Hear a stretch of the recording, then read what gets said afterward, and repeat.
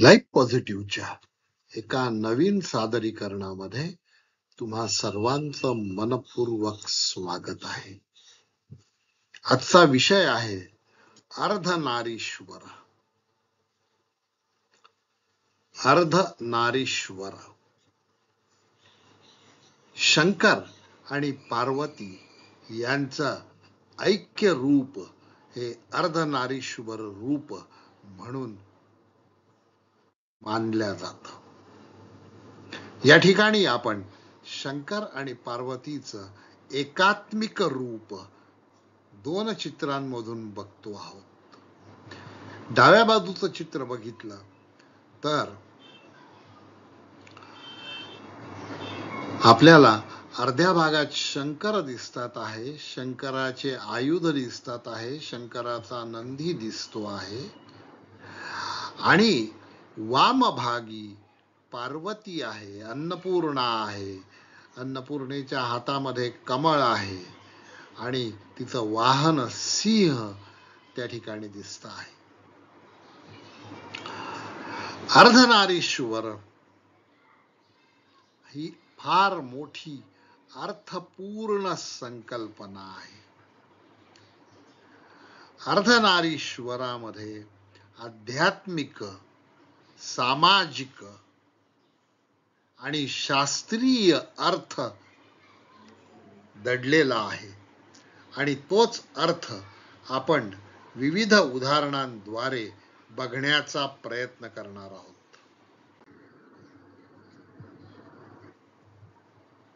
अर्धनारीश्वराचं दुसरं एक चित्रमय प्रस्तुती आपल्या समोर आहे. अर्धनारीश्वराचा श्लोक या ठिकाणी दिलेला आहे आणि श्लोकाचा अर्थही या ठिकाणी दिलेला आहे. अर्धनारीश्वरम देवम नित्यम ध्यायन्ति योगिनः कामदुधम धान्यदम च फलदम सर्वसंपदा. ईश्वर आणि प्रकृती यांचं संयुक्त रूप असलेलं, शिव आणि शक्ती यांचं संयुक्त एकात्मिक रूप म्हणजे अर्धनारीश्वर देव. आणि या अर्धनारीश्वर देवाची सर्व योगी जन सतत उपासना करत असतात, सतत ध्यान करत असतात, कारण हे रूप परिपूर्ण रूप आहे.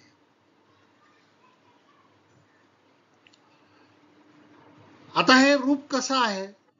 कामदुधम. तशी कामधेनू सर्व इच्छा पूर्ण करते. भक्ताच्या सर्व इच्छा पूर्ण करणारी कामधेनू म्हणून कामदुधम. धान्यदम. धन आणि धान्य देणारं असं हे रूप आहे. सर्व प्रकारची सुबत्ता, संपत्ती, समृद्धी देणारं हे रूप आहे आणि सर्व मनोकामना फलद्रूप करणारं हे रूप आहे. अर्धनारीश्वरम देवम नित्यम ध्यायन्ति योगिनः कामदुधम धान्यदम च फलदम सर्वसंपदा. अर्धनारीश्वराचं महत्व श्रावण महिन्यामध्ये अनन्य साधारण आहे. सोमवारी अर्धनारीश्वराची पूजा, अभिषेक केला जातो. या वर्षी 5 ऑगस्ट 2024 रोजी श्रावण सोमवार, पहिला श्रावण सोमवार येतो आहे आणि या वर्षी 71 वर्षानंतर हा सोमवार श्रावण महिन्याचा सोमवार येतो आहे आणि त्या वर्षी 5 सोमवार आहेत. श्रावण महिन्याची सुरुवातच सोमवाराने होते आहे हा एक अलौकिक विलक्षण असा योगायोग आहे. अर्धनारीश्वर हा संधियुक्त शब्द आहे आणि त्यामध्ये 3 शब्द दडलेले आहेत. पहिला शब्द आहे अर्ध. नारी आणि ईश्वर हे 2 शब्द आहेत. नारी अर्ध आहे, ईश्वर अर्ध आहेत आणि ज्या वेळेला हे 2 अर्ध एकत्र होतात त्यावेळेला एक संपूर्ण तयार होत. अर्धनारी म्हणजे शक्ती आहे आणि अर्ध ईश्वर म्हणजे शिव आहे. शिवाचे एकूण 64 प्रगटीकरण आहे. या 64 प्रगटीकरणामधील सर्वात महत्वाचं, सर्वात आद्य रूप हे अर्धनारीश्वराचं आहे.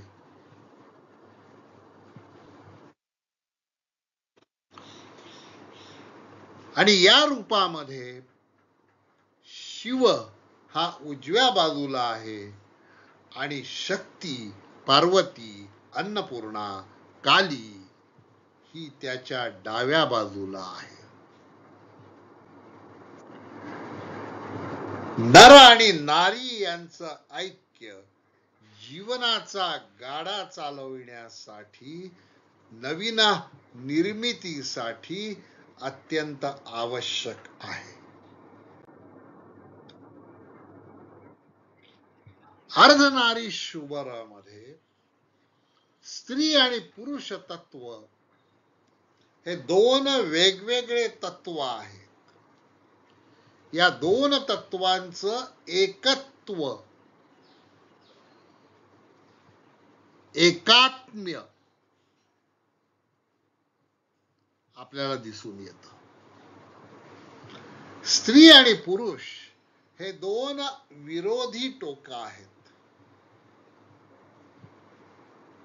परंतु स्त्रीशिवाय पुरुष अपूर्ण आहे आणि पुरुषाशिवाय स्त्री अपूर्ण आहे. अर्धनारीश्वराच्या आपल्या रूपातून जगतपिता कैलासपती शंकर आणि जगन्माता अन्नपूर्णा पार्वती देवी जगाला एक महत्वाचा संदेश देतो आहे की 2 परस्पर विरोधी असणाऱ्या तत्वांमध्ये सुसंवाद आवश्यक आहे आणि हा सुसंवाद ऐहिक जीवन अर्थपूर्ण बनवतो. हाच सुसंवाद आध्यात्मिक जीवन प्रगतिशील बनवतो. प्रत्येक मनुष्यामध्ये पुरुषत्व आणि स्त्रीत्व दडलेलं आहे. प्रत्येक स्त्रीमध्ये स्त्रीत्व आणि पुरुषत्व दडलेलं आहे. एखादी स्त्री पित्याची भूमिकाही निभावू शकते. याचं कारण असं आहे, ती जशी जगन्माता आहे तशी ती परमेश्वरी आहे. ती जगाला दाखवून देते की मी जरी एकटी असली तरी माझ्यामध्ये शिवाचा अंश आहे. जसा शक्तीचा अंश आहे तसा शिवाचाही अंश आहे. त्यामुळे स्त्री गरज पडली असताना विपरीत परिस्थितीमध्ये आपलं शक्तिरूप त्यजन करून शिवरूप दाखवू शकते. त्यामुळे शिव आणि शक्ती यांचं मिलन प्रत्येक स्त्री आणि पुरुषामध्ये अविभाज्य असतं, परंतु ते सुप्तावस्थेत असतं आणि त्यामुळे ते जागृत करण्याचा काल म्हणजे श्रावण मास आहे.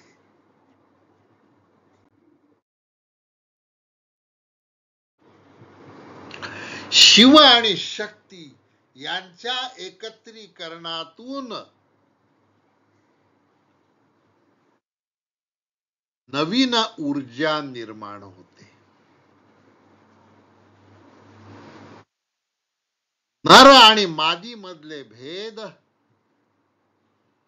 ओलांडून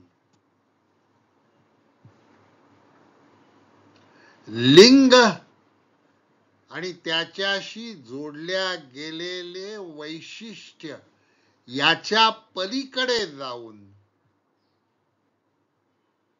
एकात्म भाव दाखविणे म्हणजे शिवशक्तीचं एकत्रीकरण आहे. आणि ज्या वेळेला शिवशक्तीचं एकत्रीकरण होतं त्यावेळेला ब्रह्म ऊर्जा प्रसृत होते आणि त्यातूनच मुक्तीचा मार्ग प्रशस्त होतो. जर शिव आपल्या कोशात राहिला आणि शक्ती आपल्या कोशात राहिली तर मुक्तीचा मार्ग मोकळा होणार नाही आणि ब्रह्म पातळी गाठता येणार नाही. कारण शिव शक्तीशिवाय अपूर्ण आहे आणि शक्ती शिवाशिवाय अपूर्ण आहे. शक्तीचा रंग वेगळा आहे आणि शिवाचा रंगही वेगळा आहे. शक्तीचं कार्य वेगळं आहे आणि शिवाचं कार्यही वेगळं आहे. ज्या वेळेला ते एकरूप होतात, ज्या वेळेला ते संपृक्त होतात, त्यावेळेला एक नवीन शक्ती निर्माण होते. शक्तीचा भाग हा सोनेरी आहे तर शिवाचा भाग हिमनगासारखा पांढरा आहे. शक्ती म्हणजे एक थर आहे, असा नैसर्गिक थर की ज्यामध्ये जीवाणू निर्माण होऊ शकतात. शक्ती ही लाव्हा रसाप्रमाणे चंचल आहे तर शिव हा स्थिर आहे. शक्ती ही गतिमान आहे, ही गतिमान ऊर्जा आहे आणि त्यामुळेच ती सर्जनशील आहे.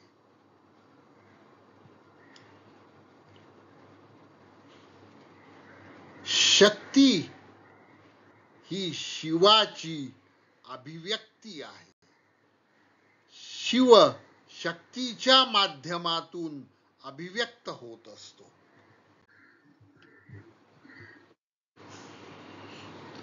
अर्धनारीश्वरामध्ये दोन विरोधाभासी प्रतिमाने एकत्र आलेली आहेत, परंतु हा विरोधाभास वरवर दिसणारा विरोधाभास आहे. अंतर्भागामध्ये हा विरोधाभास नष्ट होतो. जीवनामध्ये सकारात्मकता येण्यासाठी एकात्मतेची गरज असते.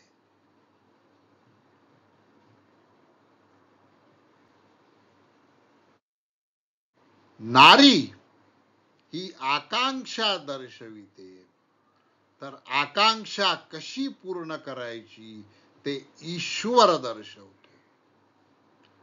जीवनामध्ये लय निर्माण करायचा असेल, ताल निर्माण करायचा असेल, बेतालपणा काढून टाकायचा असेल तर शिव आणि शक्तीचं या दोन्ही गोष्टींचं समान प्रमाणामध्ये एक रूप करणं, तादात्म्य होणं अत्यंत आवश्यक आहे. शिव आणि शक्तीच्या एकात्मतेतूनच नवीन ऊर्जा, नवीन बीज, नवीन निर्मिती, नवीन सृजनशीलता निर्माण होऊ शकते. त्यामुळे स्त्री आणि पुरुष तत्वांची अविभाज्यता अर्धनारीश्वर अधोरेखित करते. अर्धनारीश्वर स्त्री आणि पुरुष तत्वांच्या अविभाज्यतेसोबत स्त्री आणि नारी शक्तीच्या संतुलनाचंही महत्व अधोरेखित करते. अर्धनारीश्वर याचं अविभाज्यता आणि संतुलन मानवाच्या भौतिक आणि आध्यात्मिक निर्मितीसाठी, अस्तित्वासाठी आणि संवर्धनासाठी अत्यावश्यक आहे.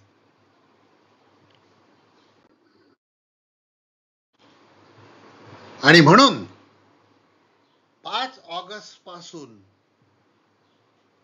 सुरू होणाऱ्या श्रावण महिन्यामध्ये अर्धनारीश्वराचं पूजन सर्व भाविकांनी करावं. ओम मृत्युंजय महादेव त्राहि मां शरणागतम्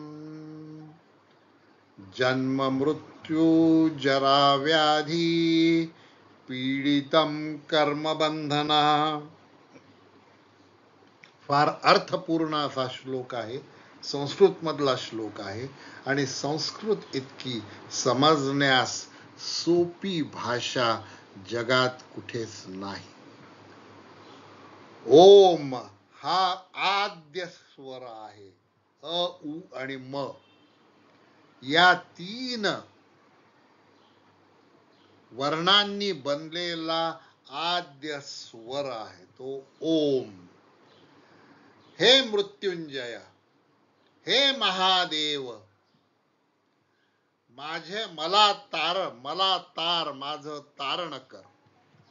मी शरणागत आहे आणि तू कृपा सिंधू आहे.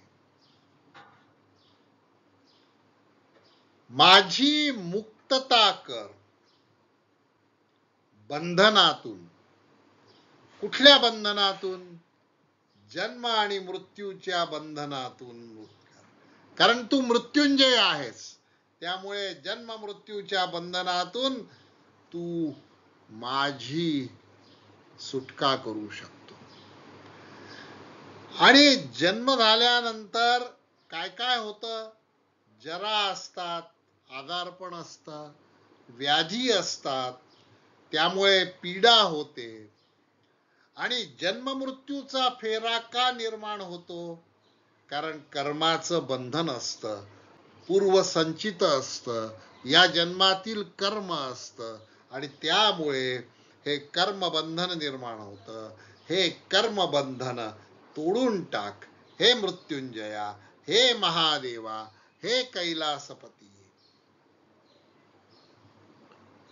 मी तुला शरण आलो आहे. कालिदासाच्या रघुवंशामध्ये कालीचा दास तो कालिदास, काली मातेचा दास असलेला तो कालिदास. आणि कालिदास हा शंकराचा भक्त होता. जसा तो काली मातेचा पूजक होता तसा तो शंकराचाही भक्त होता. आणि याचं उदाहरण म्हणून रघुवंश या महाकाव्यामध्ये रचलेला कालिदासानी रचलेला एक श्लोक हे सिद्ध करतो आहे की कालिदास हा कालीचा आणि शंकराचा निस्सीम भक्त होता. अर्धनारी नटेश्वराची योग्यता, कार्य आणि एकरूपता वर्णन करणारा हा रघुवंशातील श्लोक बघा. वागर्थ इव संपृक्तो वागर्थ प्रतिपत्तये जगतः पितरौ वंदे पार्वती परमेश्वरो. पार्वती आणि परमेश्वर अर्धनारी नटेश्वर हे कोण आहेत? जगाचे पितामह मातामह आहे. त्यांना माझा वंदन, त्यांना माझा नमस्कार असो. ते कसे आहेत? पार्वती आणि परमेश्वर एकरूप आहे. आणि कालिदास कशासाठी प्रसिद्ध आहे? उपमा कालिदासस्य. उपमेसाठी तो प्रसिद्ध आहे. वाग अर्थ इव संपृक्तो. संपृक्तो म्हणजे एकरूप झालेला. तसा वाग म्हणजे वाचा. आणि वाचेमध्ये काय येतात? शब्द. आणि शब्दात काय असतो? अर्थ. अर्थविहीन शब्द काही कामाचे नाहीत. म्हणून शब्द आणि त्याचा अर्थ जसा एकरूप असतो त्याची फोड करता येत नाही, त्यांना विभक्त करता येत नाही. बघा कालिदासाची उपमा बघा. वाग आणि अर्थ हे जसे इव शब्द वापरला आहे उपमेमध्ये. वागर्थ इव संपृक्तो एकरूप झालेले आहेत. आणि त्यातूनच वाग अर्थ प्रतिपत्त होतो, दृष्टीस पडतो, आपल्याला समजून येतो, आपल्याला आकलन होतो. तर वाग आणि अर्थ याच्या संपृक्तासारखंच शंकर आणि पार्वतीचं अर्धनारी नटेश्वर रूप आहे. ते रूप या जगाचं कल्याण करो, सर्व साधकांचं कल्याण करो, अशी प्रार्थना करूया आणि हे विवेचन या ठिकाणी थांबवूया. हा व्हिडिओ आपल्याला कसा वाटला ते कॉमेंटमध्ये नक्की कळवा. आपल्या सहकार्याबद्दल धन्यवाद. ओम ह्रीं नमः शिवाय. ओम ह्रीं नमः शिवाय. ओम ह्रीं नमः शिवाय.